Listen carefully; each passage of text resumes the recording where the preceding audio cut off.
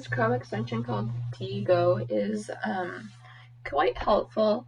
I've been playing around with it to see like what the functions are, and I think this would be really handy for high school students or maybe middle school students who are kind of getting into that process of researching and finding information and organizing their thoughts. Because within this Chrome extension, you have a couple different capabilities. You can read and annotate like a screenshot of it, or you can open an outliner, an outline. You can see I've created one already with like a phoneme. I've been learning about phonemes in one of my courses. So I have this article pulled up, for example, and it has a video and a lot of information I've been highlighting with the Diiego Chrome extension. So you can read and annotate if you would like.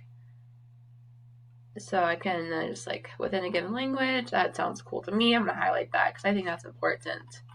And then you can annotate it too if you'd like, and say, this is important, just so I know for later that I should probably put this into my paper or whatever I'm researching.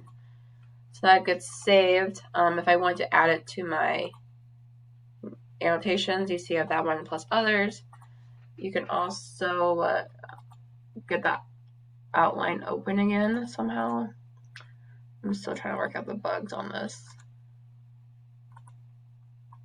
But you can add as well.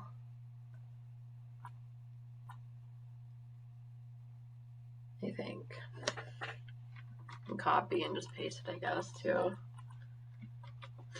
It's like that. I think this is a handy app. I think it's kind of confusing until you have to really just like dig into it. I think it could be helpful for students who just need help organizing their thoughts, and it's all within one page too, so you can refer back and forth without flipping through tabs.